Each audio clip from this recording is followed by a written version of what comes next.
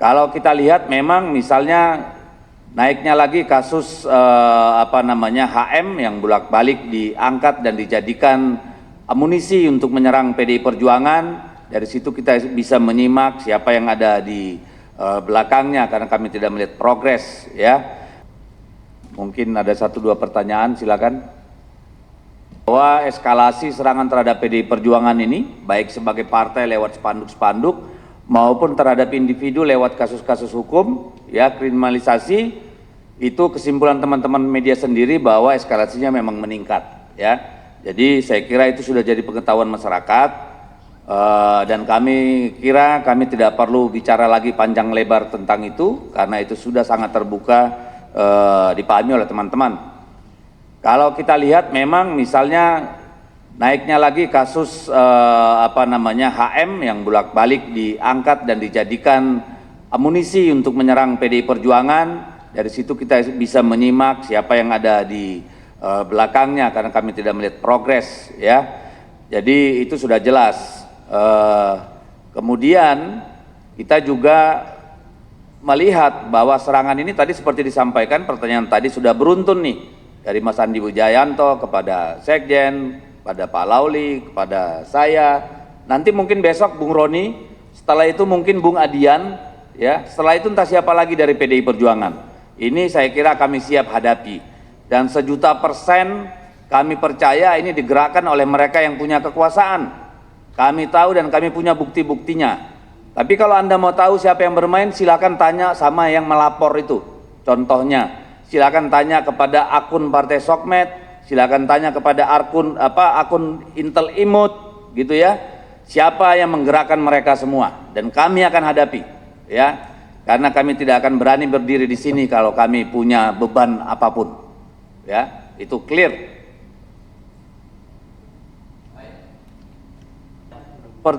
Pertanyaan Anda yang pertama, saya rasa kita tidak berbeda pendapat ya. Jadi indikasi yang Anda sampaikan itu kami tidak akan membantah. Ya, silakan teman-teman cek sendiri. Isu itu memang sudah berkembang luas dan memang sengaja dihembuskan. Ya, tapi kami tidak akan ingin menyebut nama di sini karena nama itu tidak layak lagi disebut kalau menurut kami. Ya. Lalu yang kedua soal pilkada DPRD, kami mengamati bahwa pernyataan Pak Prabowo itu adalah merespon apa yang disampaikan oleh Ketua Umum Golkar. Ya, jadi patut diduga itu sifatnya spontan. Tetapi tentu kita harus bersiap-siap karena kita punya pengalaman bagaimana undang-undang pilkada dikebut dalam 1 malam di Balek yang akhirnya ditolak oleh rakyat. Kalau melihat konfigurasi parlemen, maka tidak ada kekuatan PDI Perjuangan untuk melawan 84% versus 16%. Tapi kami percaya rakyat akan bergerak ketika kedaulatan mereka, freedom of choice dalam pemilu itu coba direnggut dari tangan mereka. Sikap kami, kedaulatan rakyat harus dipertahankan. Iya, saya Niko dari Harian Kompas, Mas.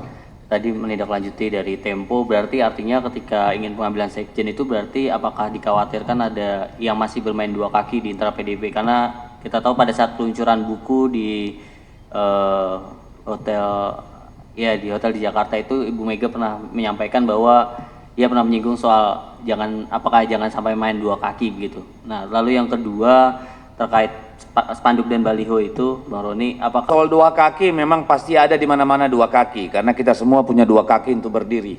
Kalau 1 kaki pasti pegel. Ya, jadi saya kira saya tidak akan lebih jauh karena Ibu Mega sudah berbicara soal itu dan saya tidak perlu merespon lebih jauh. Yang terakhir silakan Bung Roni soal spanduk.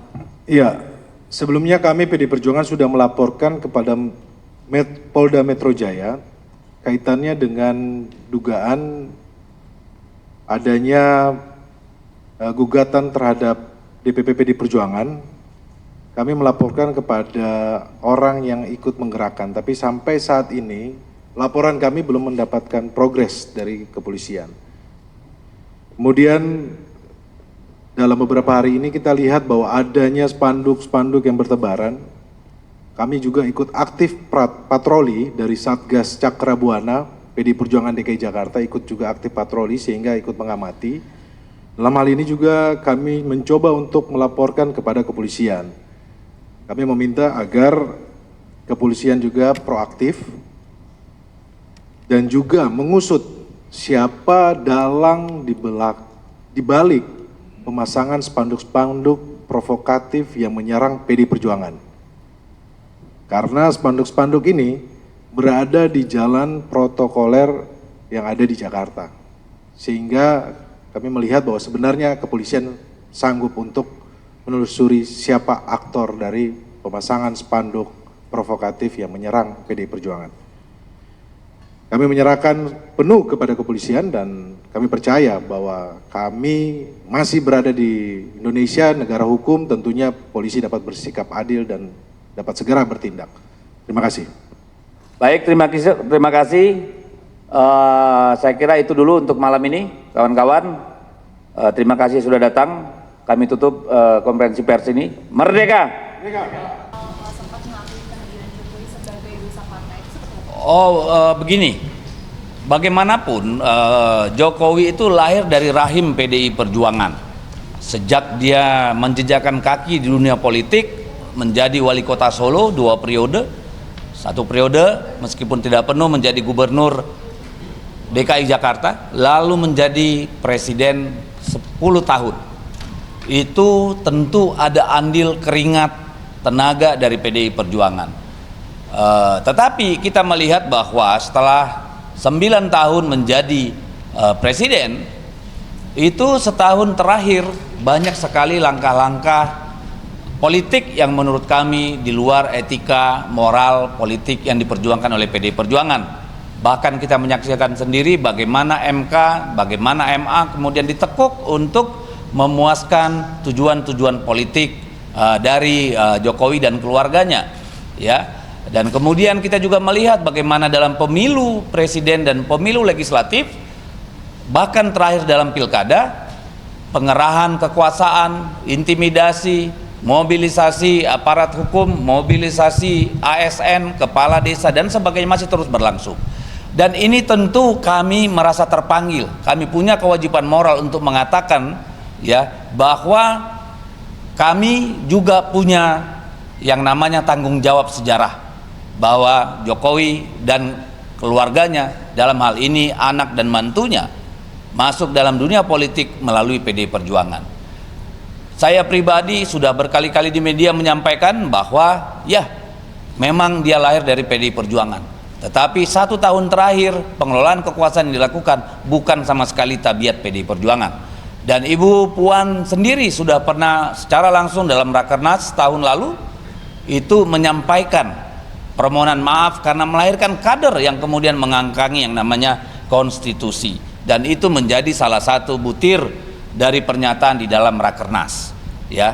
Tetapi berkali-kali juga saya katakan, jangankan kami PDI Perjuangan, mungkin malaikat pun tertipu dengan kelakuan 1 tahun terakhir. Saya kira ini final, saya nggak mau lagi menyebut-nyebut nama itu, dan kami sudah secara partai maupun pribadi menyampaikan bahwa kami ya sebagai institusi politik yang melahirkan seorang politisi ya yang dibesarkan, digembleng, tapi kemudian berbeda keluar dari koridor nilai-nilai yang disepakati di dalam PDI Perjuangan. Itu konteksnya. Saya kira itu aja. Makasih.